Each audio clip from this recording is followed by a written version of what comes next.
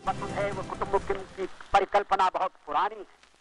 भारत में सदा से हमारा इस धारणा में विश्वास रहा है कि सारा संसार एक परिवार है। यहाँ मैं राष्ट्रों की सत्ता और महत्ता के बारे में नहीं सोच रहा हूँ।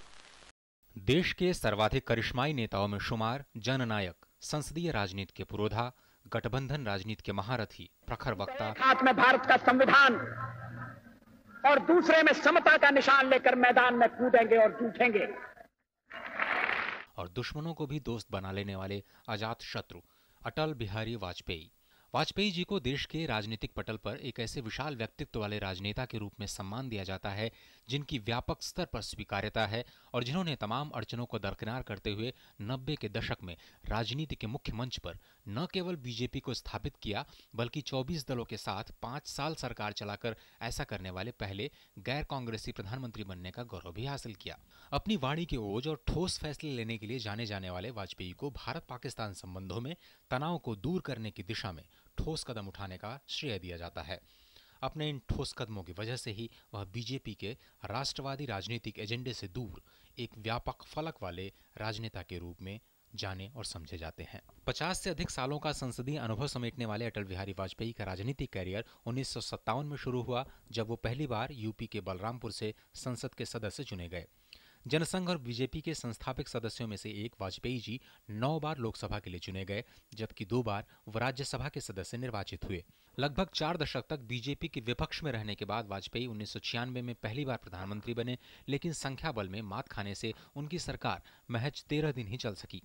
आंकड़ों ने एक बार फिर वाजपेयी के साथ लुका छिपी का खेल खेला और 1999 की शुरुआत में बहुमत नहीं होने की वजह से उनके नेतृत्व वाली दूसरी सरकार भी गिर गई। हालांकि 1999 के चुनाव में वाजपेयी जी एक स्थिर गठबंधन सरकार के मुखिया बने, जिसने अपना 5 साल का कार्यकाल पूरा किया। वाजपेयी सरकार का कार्यकाल साहसिक और दृढ़ निश्चयी फैसलों के रूप में जाना जाता है। तमाम अंतर्राष्ट्रीय विरोधों के बावजूद उनकी सरकार ने मई 1998 में पोखरण में परमाणु परीक्षण किए। India conducted 3 underground nuclear tests in the Pokhran range. राजनीतिक तौर पर वाजपेयी की सफलता इस बात से आंकी जा सकती है कि वो न केवल बस लेकर लाहौर गए बल्कि आगरा में मुशर्रफ के साथ भी रिश्तों को सुधारने की कोशिश की। संयुक्त राष्ट्र में पहली बार हिंदी में भाषण देकर उन्होंने विश्व मंच पर हिंदी का मान बढ़ाया। आर्थिक मोर्चे पर उनकी सरकार ने देश को तमाम कामयाबियां दिलाईं तो स्वर्णिम चतुर्भुज परियोजना और नदियों को जोड़ने की परियोजना की शुरुआत कर वाहवाही लूटी। राजनीति की महारथी के अलावा वो अपनी भाषण कला और साहित्य प्रेम के लिए भी जाने जाते हैं। उनके कविता संग्रह मेरी 51 कविताएं ने लोगों के दिलों में अपनी छाप छोड़ी है। रोए आंख न रोए, धुल जाएंगे स्वप्न सजोए, छलना भरे विश्व में केवल सपना ही तो सच होता है।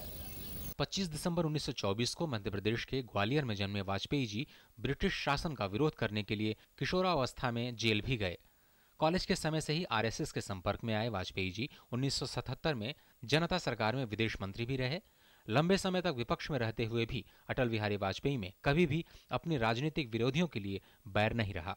विपक्ष के नेता के रूप में जब और जहां सत्तारूढ़ दल और उसके मुखिया की तारीफ करने की जरूरत महसूस हुई, वाजपेयी ने उन्मुक्त कंठ से तारीफ की, चाहे वो भारत पाकिस्तान का युद्ध का वक्त हो या फिर तमाम राष्ट्रीय आपदा की घटनाएं। अटल बिहारी वाजपेयी ने हमेशा दलगत राजनीति से ऊपर उठकर बात की। आधुनिक भारत में जवाहरलाल नेहरू और इंदिरा गांधी को छोड़ दें तो वाजपेयी ही ऐसे नेता हैं जिनकी स्वीकार्यता पार्टी लाइन, धर्म, जाति से हटकर हर दल, हर वर्ग, हर उम्र के लोगों में है। DD news.